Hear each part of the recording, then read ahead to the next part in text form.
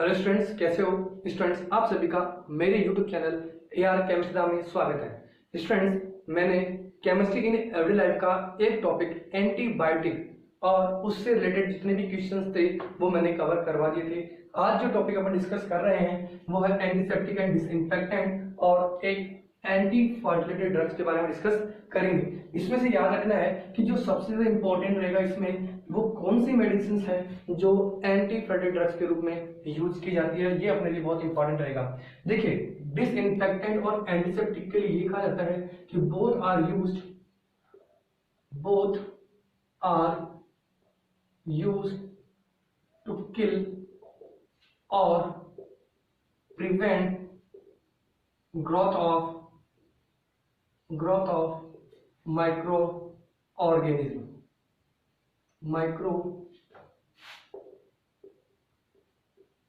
Organism, यानी इन दोनों की ग्रोथ को रोकने के लिए और उनको किल करने के लिए अपन क्या कर रहे हैं, एंटीसेप्टिक और डिसइंफेक्टेंट का यूज कर रहे हैं। अब देखिए, सबसे इंपॉर्टेंट ये है कि जो एंटीसेप्टिक है उस एंटीसेप्टिक को अपन लिविंग टिश्यूज पर यूज करते हैं। कहां यूज कर रहे हैं? यूज्ड एज लिविंग टिश्यूज पर यूज करते हैं। दूसरा इसका कट्स, वाउंड्स पर यूज किया जाता है या स्किन सरफेस पर इसका यूज किया जाता है। अब देखिए, इसमें जनरल अगर अपन कहें एंटीसेप्टिक के लिए तो जनरल जो एग्जांपल है वो अपने एनसीईआरटी के अकॉर्डिंग वो है सोफ्रामाइसिन है, फ्यूरासीन। इसके अलावा जो सबसे इंपॉर्टेंट अपने को याद रखना है वो है डेटॉल। और डेटॉल में भी क्या इंपॉर्टेंट रखना है, इसके जो कंपोनेंट है डेटॉल के वो कौन से हैं? वो दो कंपोनेंट हैं, एक क्लोरोजाइलिनोल और दूसरा है टर्पीनियोल। अब देखिए, कई बार क्या हो सकता है कि क्वेश्चन यहाँ इनके नाम से देके पूछ ले या इनकी स्ट्रक्चर के बेसिस पूछ ले। तो देखो, क्लोरोजाइलिन की स्ट्रक्चर बनाने के लिए आपको याद रखना है, पहले जाइलिन बनाना है, यानी एक OH लेना है और एक CH3 लगा देना है, और उसी CH3 के जस्ट अपोजिट डायरेक्शन में एक CH3 और लगा करके क्या लगा देना है? क्लोरो लगा देना है। तो ये इसकी स्ट्रक्चर बन जाएगी क्लोरोजाइलिनोल की। ऐसे ही टर्पीनियोल में याद रखना है, सबसे पहले साइक्लोहेक्सिन बना लो, एक साइक्लोहेक्सिन, और उस साइक्लोहेक्सिन में जहां डबल बॉन्ड लगा है वहां एक CH3 लगा दो, और इसके जस्ट अपोजिट में यहां पर एक टर्सरी ब्यूटाइल एल्कोहल का ग्रुप लगा दो। कौन सा? टर्सरी ब्यूटाइल एल्कोहल का ग्रुप लगा दो। तो ये अपने पास क्या बन जाएगा?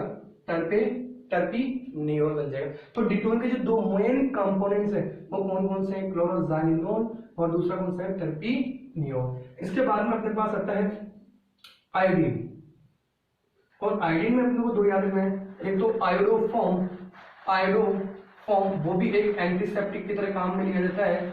दूसरा जो सबसे इंपॉर्टेंट रहेगा अपने पास वो रहेगा टिंचर आयोडीन। कौन सा? Tincture iodine. और इस टिंचर आयोडीन की बात करें तो 2 से 3% solution in alcohol water mixture, उसी को अपन क्या नाम देते हैं? टिंचर आयोडीन नाम देते हैं। कौन सा? 2-3% solution in alcohol water mixture, वही अपने पास कौन से? टिंचर आयोडीन है। देखिए, यहां से क्वेश्चन पूछा जा सकता है अपने कि टिंचर आयोडीन होता क्या है, तो यहां से भी अपने पास ये इंपॉर्टेंट क्वेश्चन पूछा जा सकता है। इसके अलावा अपने पास है, देखिए, बोरिक एसिड को भी एक वीक एंटीसेप्टिक के रूप में यूज किया जाता है, और वो भी किसके रूप, कहां यूज किया जाता है? आइस के अंदर बोरिक एसिड का यूज किया जाता है। इसके अलावा देखिए, अपने पास दो एग्जांपल और हैं इसके, अगर आपको याद हो तो इसी के अंदर बिथियोनोल भी यूज किया जाता है, जो कि एक अच्छा एंटीसेप्टिक होता है। कौन सा? बिथियोनोल, या इसी को आप कह दो बिथियोनल। तो ये भी एक अच्छा एंटीसेप्टिक होता है। तो इस तरह से जितने भी मैंने एंटीसेप्टिक मेडिसिन के नाम बताए हैं वो बहुत ही इंपॉर्टेंट है इस बार के लिए, क्योंकि एंटीबायोटिक और नैरो स्पेक्ट्रम में से क्वेश्चन पूछा जा चुका है, तो जाहिर सी बात है अब जो क्वेश्चन बन सकते हैं वो antiseptic, disinfectant, anti fertility drugs, tranquillisers, analgesics पे बन सकते हैं। चलिए इसके बाद में अपन बात करते हैं नेक्स्ट डिसइंफेक्टेंट्स के बारे में। देखिए डिसइंफेक्टेंट नॉन लिविंग के लिए यूज किया जाता है, कहने का मतलब use to kill the micro organism, जिसमें अपन कह सकते हैं जैसे वाउंड्स पर इसको यूज नहीं कर सकते, यानी not used on living organism like wounds, cuts and skin surface. तो इसका यूज कहाँ किया जाता है? तो देखो इस डिसइंफेक्टेंट का जो यूज किया जाता है वो यूज किया जाता है फ्लोर्स पर। जितने भी माइक्रो ऑर्गेनिज्म आपने देखा होगा फर्श पे अपन क्या करते हैं, फर्श को साफ करते हैं तो डिसइंफेक्टेंट यूज करते हैं। इसके अलावा ड्रेनेज सिस्टम में यूज किया जाता है इसका, ड्रेनेज में यूज होता है, फ्लोर्स में यूज किया जाता है। इसके अलावा बहुत सारी जगह यूज किया जाता है इसका, ठीक है। कौन जैसे इंस्ट्रूमेंट्स में यूज किया जाता है इसका, और एक कौन सी जगह यूज कर सकते हैं इसको, इंस्ट्रूमेंट्स में भी यूज किया जाता है। आपको याद रखना है कि इसके जो एग्जाम्पल हैं डिसइंफेक्टेंट के वो कौन कौन से हैं। तो आपको याद रखना है पहले फिनोल के लिए, बहुत ही अच्छा क्वेश्चन स्टूडेंट्स, फिनोल के लिए। Phenol disinfectant as well as antiseptic दोनों तरह से काम में लिया जा सकता है। कैसे? अगर मैं ये कहूं कि फिनोल का 0.2% सॉल्यूशन ऑफ फिनोल, क्या कह रहा हूं, 0.2% solution of phenol use as an antiseptic, while the 1% solution of phenol is used as a disinfectant। ये आपको बहुत ही इंपॉर्टेंट है, बहुत जरूरी है, याद रखना है इसके लिए। इसके अलावा क्लोरीन के लिए क्या आता है, क्लोरीन 0.2 ppm या मैं कह दूं 0.2 to 0.4 ppm in aqueous solution of chlorine is used as a disinfectant। क्या कह रहा हूं, 0.2 से 0.4 ppm जो क्लोरीन का aqueous solution है वो भी डिसइंफेक्टेंट के लिए यूज किया जाता है। अब ऐसे ही जो सल्फर डाइऑक्साइड होती है SO2 एट लो कंसंट्रेशन, वो भी डिसइंफेक्टेंट के रूप में यूज की जाती है। तो इस तरह से आपको याद रखना है कि डिसइंफेक्टेंट में कौन कौन सी मेडिसिन यूज कर रहे हैं। फिनोल में क्या रखना है, 1% सॉल्यूशन ऑफ फिनोल वो डिसइंफेक्टेंट के साथ तरह काम करता है, जबकि 0.2% सॉल्यूशन ऑफ फिनोल किसी तरह काम कर रहा है, एंटीसेप्टिक का। इसमें 0.2 से 0.4 ppm solution aqueous solution of chlorine वो किसकी तरह काम कर रहा है, डिसइंफेक्टेंट की तरह काम कर रहा है। ऐसे ही SO2 at very low concentration वो भी किसी तरह काम कर रहा है, डिसइंफेक्टेंट की तरह काम कर रहा है। तो ये अपने पास एंटीसेप्टिक और डिसइंफेक्टेंट हो गए। इसके अलावा अपने पास आता है एंटी फर्टिलिटी ड्रग्स। देखिए एंटी फर्टिलिटी ड्रग्स में आपको याद रखना है, तो ये बर्थ कंट्रोल पिल्स होती है, बर्थ कंट्रोल पिल्स होती हैं। इसमें होता क्या है, आपको दो मेडिसिन याद रखने हैं। अच्छा, ये एस्ट्रोजन एंड प्रोजेस्टेरोन डेरिवेटिव होते हैं, और ये जानते हैं कि ये दोनों के दोनों क्या हैं, हार्मोन्स हैं। क्या है ये, हार्मोन्स, यानी एस्ट्रोजन और प्रोजेस्टेरोन दोनों कौन से हार्मोन्स है। डेरिवेटिव हटा दीजिए क्योंकि अब इसके डेरिवेटिव अपन यूज करेंगे। एस्ट्रोजन और प्रोजेस्टेरोन को मिला करके या इनसे अपन क्या बना रहे हैं, एंटी फर्टिलिटी ड्रग्स बना रहे हैं। इसमें भी याद रखना है कि जो प्रोजेस्टेरोन है और इसका जो डेरिवेटिव है, इसमें याद रखना है क्या है कि जो डेरिवेटिव प्रोजेस्टेरोन होता है वो मोर पोटेंट होता है कंपेयर प्रोजेस्टेरोन से। तो मैं कह सकता हूं, sorry, synthetic progesterone, synthetic progesterone is more potent then progesterone. ये भी आपको याद रखना है।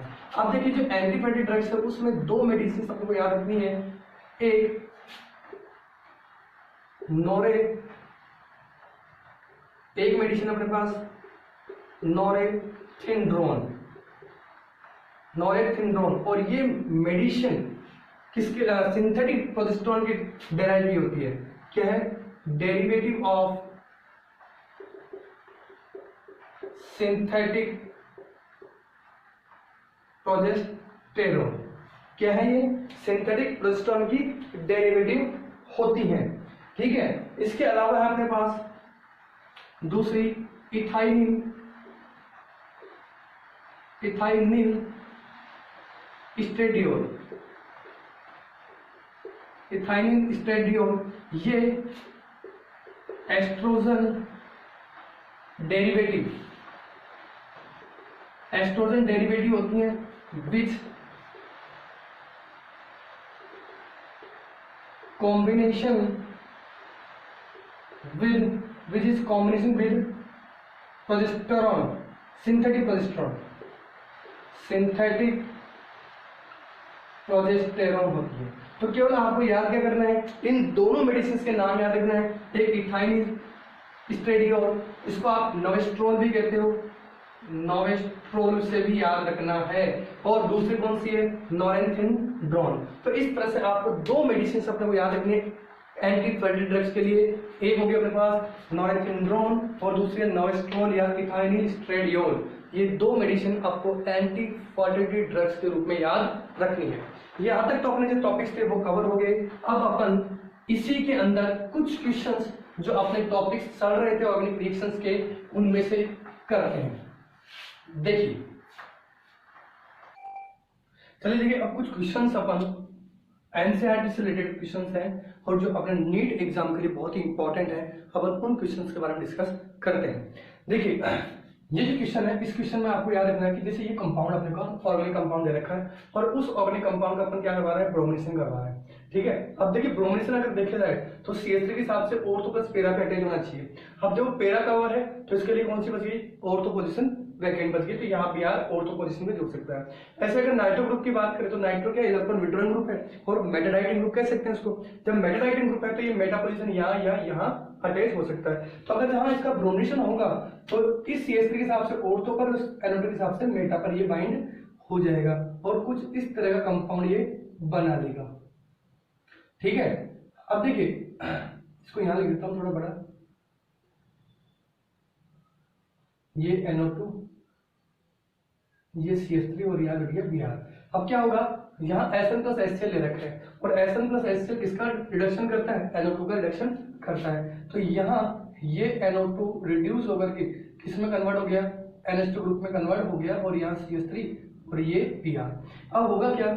NaNO2 प्लस HCl के प्रेजेंस में ये NH2 किस में कन्वर्ट हो जाएगा? डाइएजोनियम क्लोराइड के अंदर कन्वर्ट हो गया, यानी ये बन गया N2Cl। और अपन जानते हैं जब बेंजीन डाइएजोनियम क्लोराइड का रिडक्शन करवाया जाता है H3PO2 in presence of water और इथेनॉल की प्रेजेंस में, तो N2Cl रिमूव होकर के H वहां अटैच हो जाता है और कुछ इस तरह कंपाउंड बन जाएगा ये, और ये बन गया अपने पास 2-ब्रोमो टॉलोइड।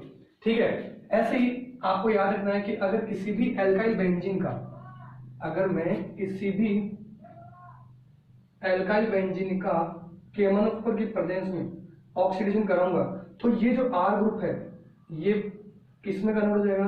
COOH में।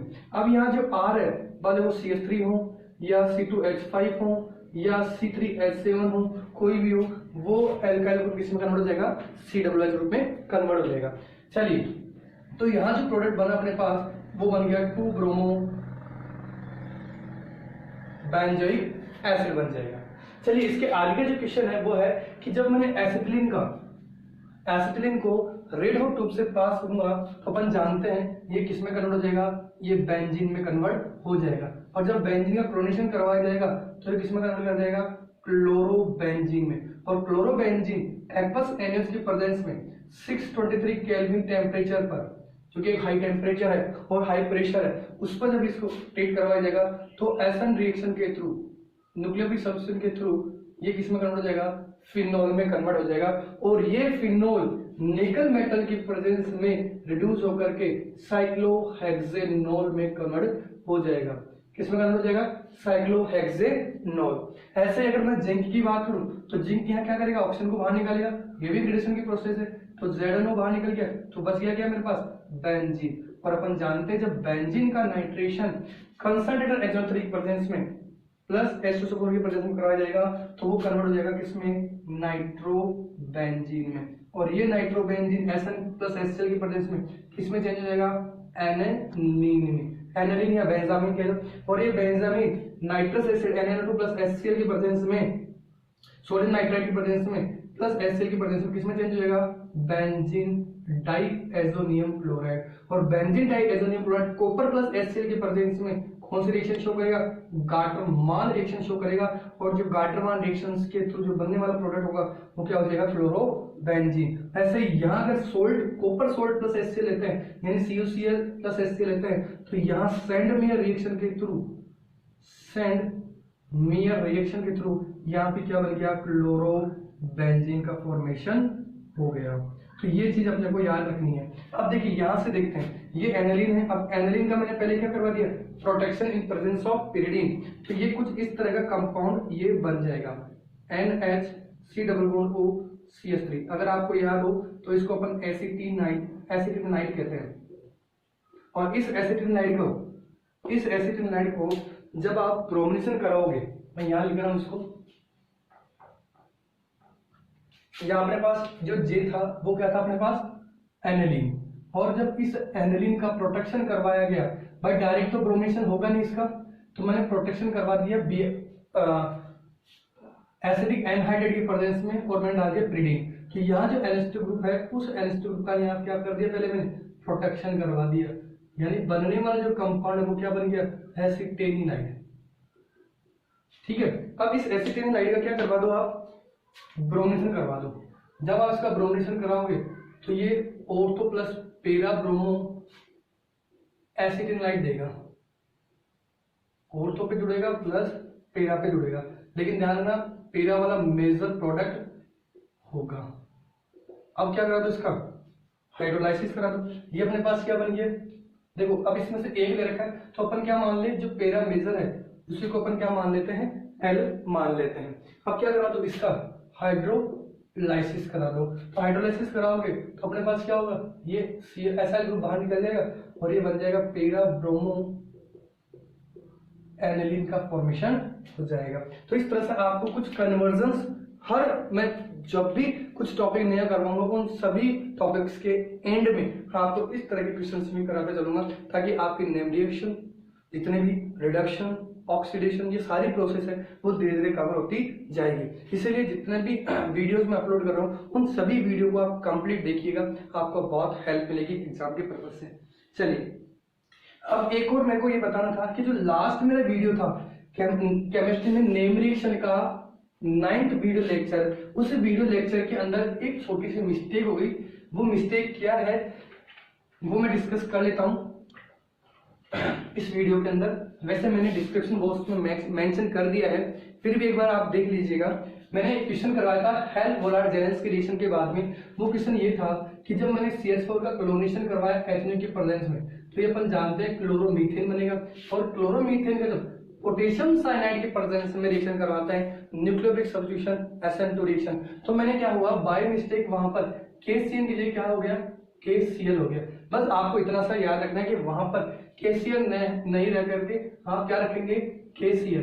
तो ये क्या बन गया, CH3CN। और जब इसका मैंने कंप्लीट हाइड्रोलाइसिस करवाया एसिडिक मीडियम में तो ये किसमें चेंज हो गया, CH3COOH में। फिर इसका मैंने ब्रोमिनेशन करवाया रेड फॉस्फोरस की प्रेजेंस में, तो ये कौन सी रिएक्शन थी, HBZ रिएक्शन। तो ये बन गया अल्फा ब्रोमो एसिडिक एसिड। तो आपको याद रखना है कि जो रिएक्शन मैंने करवाई थी उस रिएक्शन में यहाँ KCN की जगह क्या होगा, KCl होगा। ये इतना सा ध्यान रखना, बाय मिस्टेक वो गलती हो गई। ठीक है स्टूडेंट्स, तो उसको आप क्या कर लेंगे, थोड़ा सा करेक्शन कर लेना। ठीक है, फिर मैं बोल रहा हूँ मैंने डिस्क्रिप्शन बॉक्स में एड कर दिया है, इसको आप नेगेटिव नहीं लाएं।